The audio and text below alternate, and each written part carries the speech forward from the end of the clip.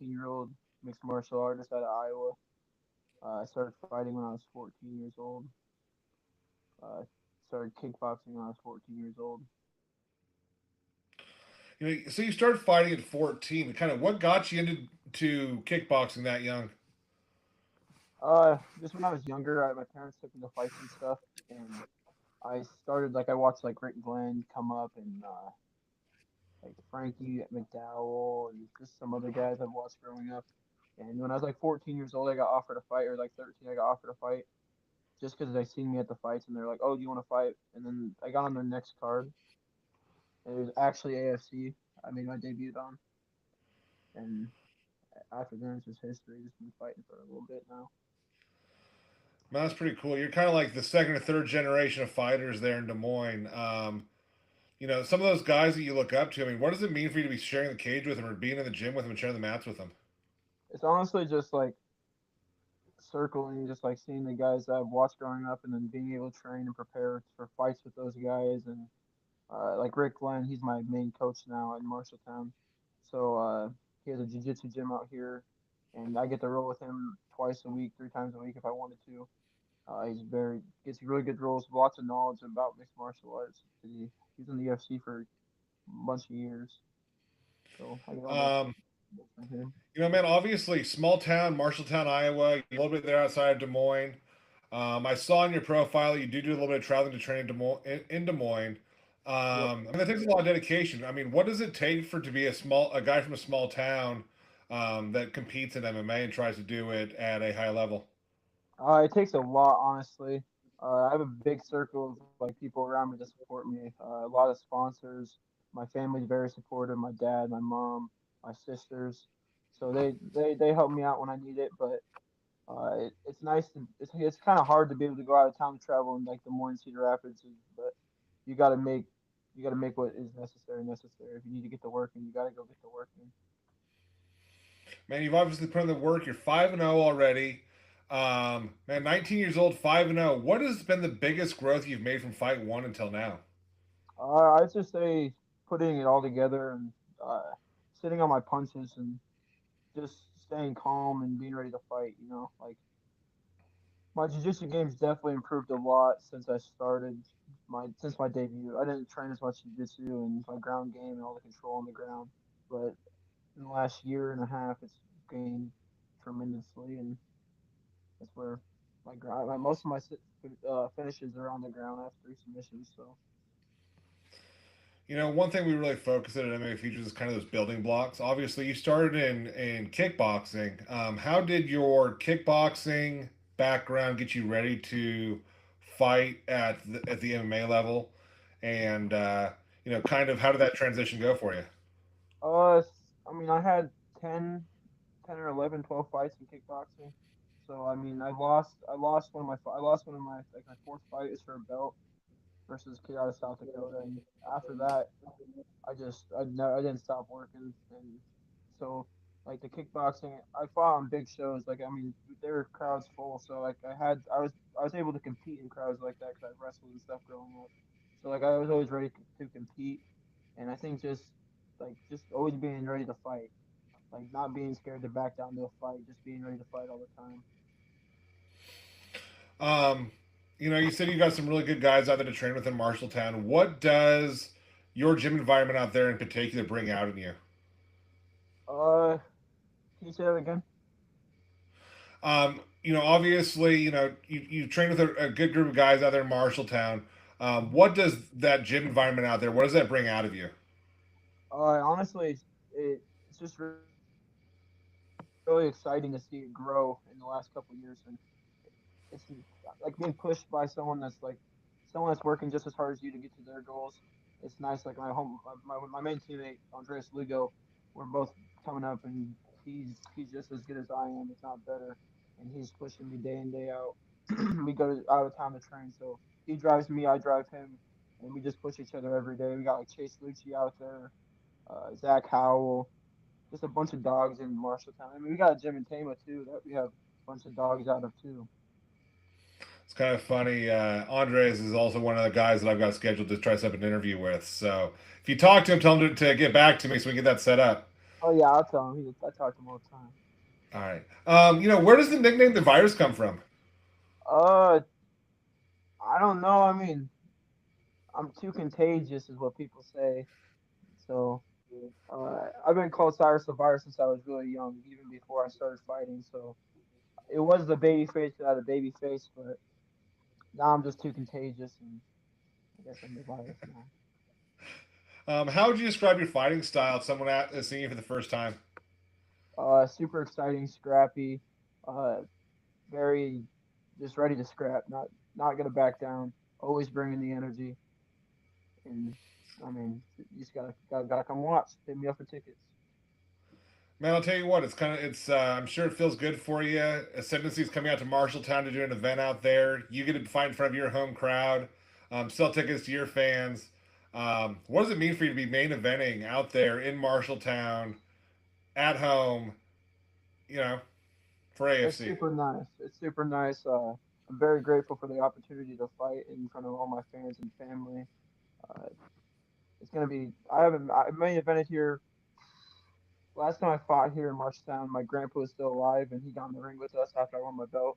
So it will be my first time fighting for this promotion in Marshalltown since then, and I'm very excited to put on a scrap for my fans, for my family, and all the loved ones that I've lost. What does a win at Ascendancy mean for you at this stage of your career? Honestly, I'm looking to go pro. I want to get a knockout or a submission in the first 2 rounds. I know I got a tough opponent coming out of Iowa Martial Arts, so just got to stay prepared, ready to go, and look for that finish. Um, what are you trying to prove right now? Obviously, going pro, you're trying to prove that you're at that point. Um, is that fast finish what you need to prove to your coaches that you're ready to make that next step? I'm honestly thinking I'm ready to go pro. My last fight, I had a really good scrap versus a very well-rounded opponent. He was 10 years older than me. He's been fighting since I was like 10 years old. Very well-rounded. So I think I'm ready to go right now. But I just want to get a couple more wins, couple more just experience and stuff. Okay. Um, where do you want to be in 2 to 3 years from now? Uh, Dagestan. No, I'm just kidding. But 2 to 3 years from now, I'd like to be 4, 5, 6-0 pro.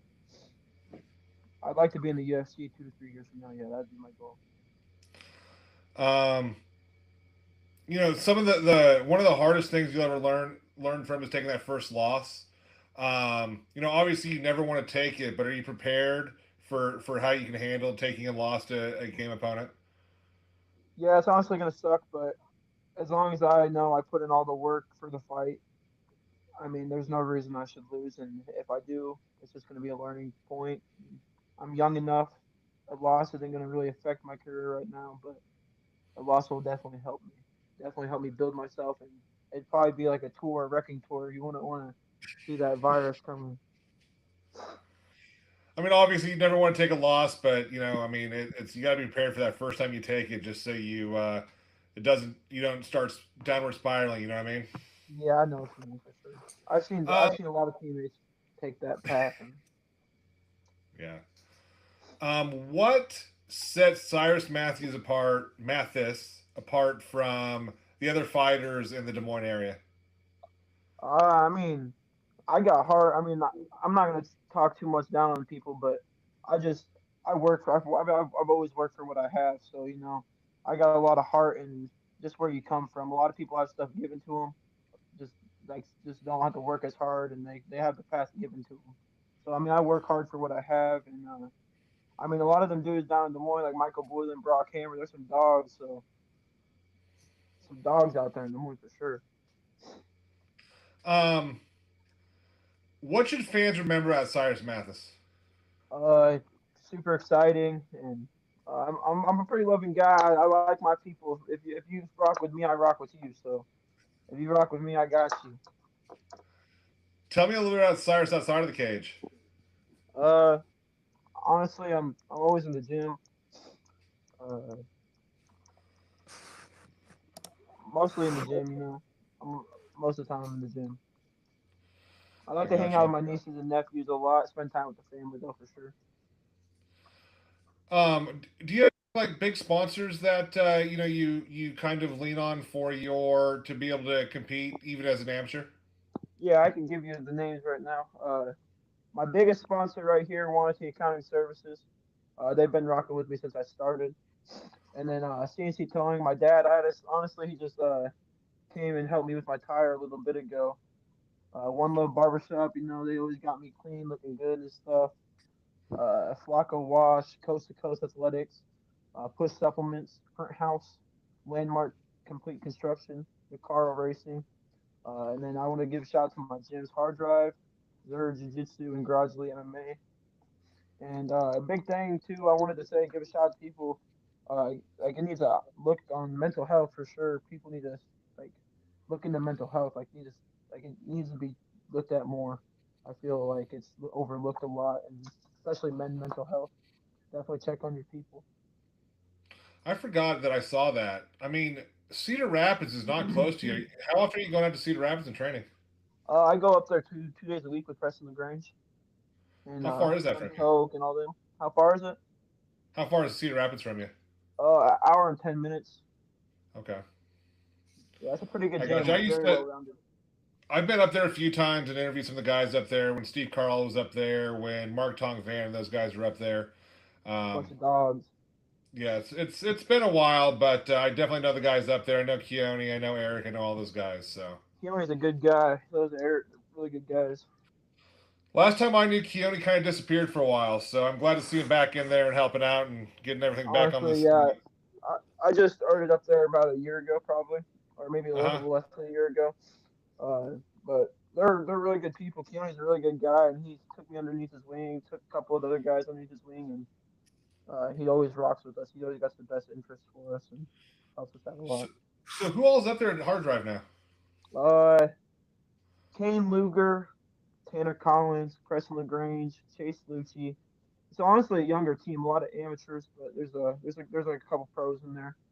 Um, Keone, Lonnie Shervin's still up there. Scherzer, Dave Scherzer, he's an OG coach. He's pretty badass. And then there's can't really name too much. Andreas Lugo, he goes up there with me. Okay. Nick Woods, really good grappler out of Cedar Rapids, wrestled for Coe College. He's a pretty good grappler up there. But yeah, Keone Coke, that's the guy. He's a pretty good coach. So here, I got another question for you. My questions that I have listed are all gone, but obviously being the main event, you're kind of the guy that everybody's looking up to in the area and looking up to you on this card. Um, Give me one or two guys from the area that we should be watching on this card coming up. I'm gonna say right here. I got a poster. Uh, I'm gonna say Chase Lucci. This dude right here, right here. That's one dude to watch out for. He's coming. He's coming to take someone's head off. And then my homie right here, Andreas Lugo Jr. One of us is going to the top, or both of us are going to the top. Regardless, we both going. But that's my dog. We be training together all the time. Awesome. I'm going to stop this recording real quick, but I just want to touch